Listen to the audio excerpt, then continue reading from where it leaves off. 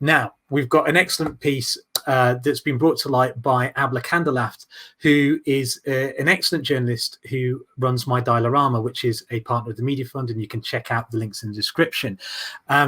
Now, she's brought to light a BBC piece that has been brought up in reported on in the last couple of days, which is British mercenaries are to be investigated over Sri Lanka war crimes.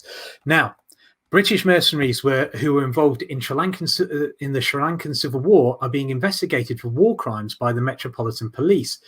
Private security company Kini Mini Services trained an elite unit of Sri Lankan police called the Special Task Force in the 1980s to fight Tamil separatists. The STF has been implicated in a number of human rights abuses. These have included executions without trial and killings of Tamil civilians. The investigation is believed to be the first time British mercenaries have been investigated by the Met, which is the UK force responsible for investigating accusations of war crimes or human rights abuses. A police spokesperson said the Met had received a referral in March concerning allegations of war crimes committed by British mercenaries, and following a scoping exercise, it had launched an investigation. The reason we bring this up is because Abla, who I'm going to bring in now, did an interview with the author of the book on this organisation, whose book provides a lot of the evidence for the referral. The book is called Kini Minis. It's by Phil Miller. Hello, Abla. How are you doing today? Oh, we've got you on mute again, Vicky, if we can sort that out. So let me ask a question for you while you're still muted, which is... I can unmute myself. Was it? There we go. Oh, right. Okay, glorious. There we go. It's good to have autonomy, right? Individual control over your decisions. That's what we want. So I've got to ask, right? Mercenaries have to do what they have to do, and sometimes they operate in places where the government can't, right?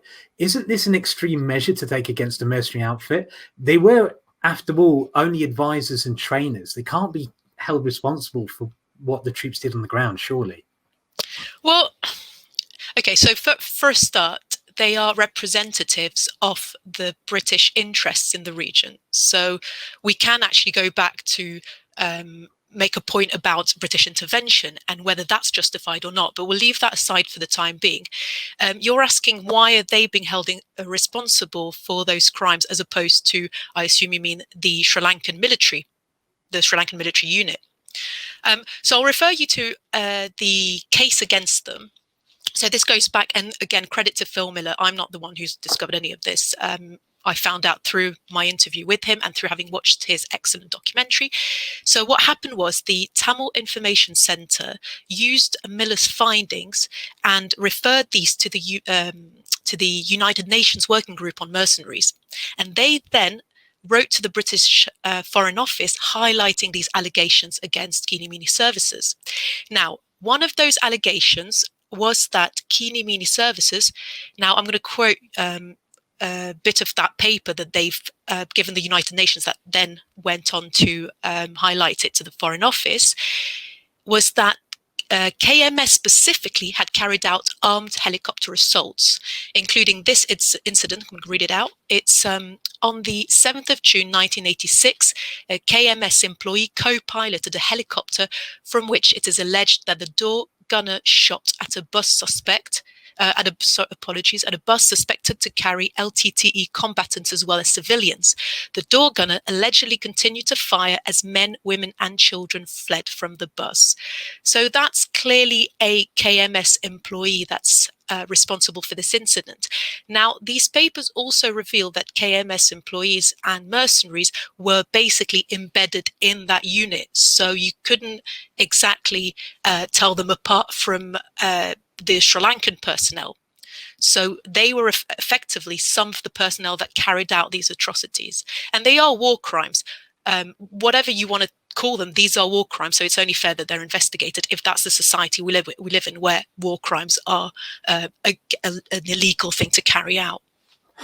But there comes a question, which is, we know how badly looked after British service people are, and that after they leave the services, isn't it one of the only ways for soldiers who have been trained by the British Armed Forces to make a decent living? I mean, you know, shouldn't we allow them to work in an advisory capacity to some places, even if there are some bad apples? I mean, shining a light on this stuff doesn't help our soldiers, does it?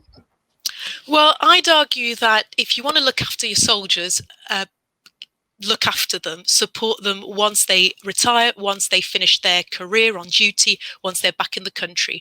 We see so many, and I've worked in homeless services, as housing services, and I've seen a lot of ex-servicemen ending up homeless. So the government could start by basically supporting them, supporting their housing, supporting their welfare, and so on. And that's not done. So already I would argue that's a better way to treat the people that have worked for the state and on behalf of the state. But then it leads to the other question that, you know, it depends what you stand for. If the British government, well, for example, let's give what happened in Sri Lanka.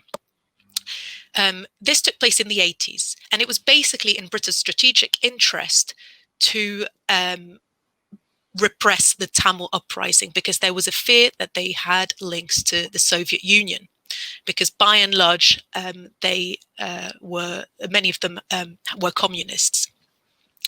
So Phil Miller obviously knows more about this than I can. So again, I would refer you to his documentary. But that's Britain's strategic interest. So the question is, how right is it that they then get involved in that country's internal affairs to pursue their own interests? Do you see what I mean? I would argue that that's wrong to start with. It's not even a question of who's carrying it out. It's that it shouldn't be carried out in the first place.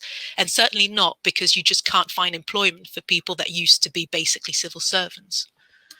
So, well, but isn't Britain's involvement in these things only slight? I mean, they can't oversee everything that goes on, by private military companies. Should they be held accountable? Should they be being involved in this?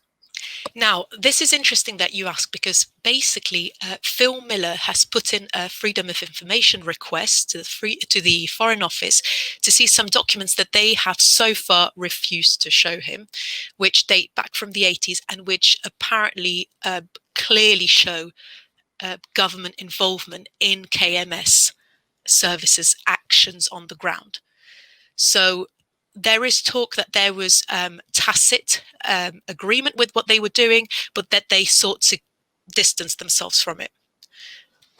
Right. And again, in researching this piece, you sent us a piece about, the Declassified UK, who we had on previous last week, I believe, was showing that Britain has involvement in an information war in Syria and had far more active involvement in the Syrian conflict and civil war than we were made aware of. Do you think this is widespread, that Britain's involved in a lot of internal affairs of other countries? Because the media doesn't really report on it. Maybe this is just a case of a couple of bad apples or a couple of occasions. Well, no, I mean, it's been Britain's policy for decades, if not centuries. It's a colonial power. It was a colonial power, and I would argue that now it's by and large a neo-colonial power, in that it interferes in the interior policies of other countries to further their strategic interests. So yes, now the interesting thing with this story is that it's not quite come to light just now. I think what's happened is it's been revealed bit by bit, but there was an original story that came out and that's only if I'm putting Arab media aside, because that's been quite revelatory over the years. But from what we have as an English audience in terms of UK media, there's been since 2014, there were articles in The Guardian talking about this British involvement, training what are basically PR personnel to create these propaganda campaigns. Now, interestingly, the article was written by Ian Cobain, who's also written the Middle East Eye article that's referenced in the Declassified UK article. So over the years, I think more and more documents have come to light proving that this happened. So Britain has been involved in many ways across the globe and in the events in Syria, one of which is through the use of mercenaries. Now, I may refer you to the head of the White Helmets, if you heard of him, James Le Mesurier, who died in 2019. So he used to be a British military officer, and he became a mercenary. And he was the head of the White Helmets, who were very much marketed to Western audiences as basically a neutral aid organization, but actually they were working very closely with jihadi groups on the ground, and there is video evidence of them basically collaborating with those groups. And what happened in the end is that they were used as a campaign tool, as a PR tool by Western governments, by Saudi Arabia, to discredit the Syrian government in their as part of their proxy war against Russia. So as I was saying, he died in 2019. And so you were talking about the media in the UK. So there was a BBC podcast called Mayday, which was released shortly after that, and which tried to salvage his reputation, because towards the end of his life, he was accused of financial fraud, amongst other things, obviously. And then they claimed that he took his own life. He committed suicide because of accusations that the White Helmets were committing atrocities instead of actually being some sort of aid organization. And now, the other thing I was referencing were the recent article by Ian Cobain that revealed that basically Britain had been funding 5 different communications campaigns that were meant to bolster the so-called opposition groups and present them as moderate, as fighters for a democratic government in Syria, whereas in fact they were mostly offshoots of various jihadi groups. So that you can find in Middle East Eye, and it was relayed through Declassified UK. So one of the groups, for example, that was that benefited from this propaganda campaign was Jaish al-Islam, which was a sort of a coalition of about 50 Islamist factions working in the area, operating in and around Damascus, and largely funded by Saudi Arabia. So these campaigns were supported by a mix of personnel from the Ministry of Defence, from the Foreign Office. There was one, for example, cross-government initiative called the Conflict Stability and Security Fund, and one called Sarka, the Cry in Arabic, which was specifically a campaign that was launched in 2014, and it sought to encourage members of Syria's Alawite community to accept that Assad, the president, who's also a fellow Alawite, was a tyrant, and to denounce sectarianism. And that was entirely created on behalf of the British government. Now, this is not to deculpabilize the Syrian government, but it shows you to what extent the entire opposition movement in Syria was manipulated and partly created by Britain. And then it goes, I mean, I'm not going into many details, but it goes so far as to show how they funded and trained YouTube influencers, for example, social media accounts, people with very strong social media accounts following. So all these things were then trickled down to UK mainstream media like the BBC Channel 4, then Sky, and even BBC Arabic, and so on. Right. So what we're saying is intelligence agencies created propaganda that was seen as separate and independent to shape both internal politics, but then was also used to report on to the British public. Right. And that's it. Again, in the Snowden files, you can see that there are links. They talk about disrupt, grade, deny as a methodology of creating YouTube influencers, social media influencers. There's evidence of particular types of political activity that I'm not going to malign right now until I can get into the details, that particular influencers online are funded by the state, by the British state. So, and in the article, the declassified article, it talks about these techniques were brought home, like a lot of imperial experiments are brought home and utilized on the British population as well. Is that... Now, you said you hadn't got into a lot of details. It sounded like a lot of detail. How did you find out about all this stuff? Like, how on earth do you keep on... I've not heard any of this. Even now, I've done research for this show. I didn't know. Like, how do you know about this? Well, that's the sad thing, is that we should know more about this. Now, to be fair, the Guardian article is there to view on the Guardian website, but it was in the back pages of the newspaper. There wasn't much. It wasn't particularly highlighted at the time. In fact, one quote from the Observer of the time, so partner organization to the Guardian, saying that Britain should do more to help Syrians, and Britain's not involved enough in Syria and so on. That was the official line of the paper, despite at least having the decency to publish this article by Ian Cobain at the time. One article. But one article, exactly, that you had to basically, look out for.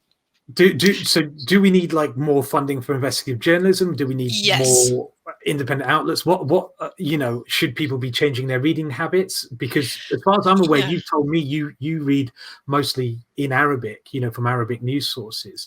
But how are we supposed to keep on top of this, the ordinary public? Well, it's really hard. I mean, I always say as a journalist, basically diversify your sources as much as possible. Every news outlet will have an agenda. It might be one you agree with, it might be one you disagree with, but they will have one. So the more you multiply your sources, the wider more exhaustive and comprehensive vision of the world you have. And I would say team that with education, historical understanding of the processes that lead to these things. Now, I know history. I know the history of Syria. I know the history of British involvement in Syria as well. So this is how a lot of these things make sense to me. But also, I had to know where to look. Now, yes, there are Arab language media, but there are media outlets. I'm going to cite the Grey Zone, which is one of them, which has some pretty good investigative articles, and that's why I'm so pleased to see a website like Declassified UK come to light, because that's what needs to be put out there, really, across more mainstream media, which won't cover it at all. Now, to go back to Phil Miller's point, actually, and this is just to show you that there isn't much appetite in mainstream media to show these things. On two levels, I'd say. The first one is just lack of interest. So Phil Miller pitched his documentary to Channel 4, and the reply he got was, "We've already done Sri Lanka." So it's this kind of patronizing, sneering attitude to the rest of the world, where as long as you've covered, a decade in that country, their culinary history, their music, whatever, you've done your bit. Let's move on to another one.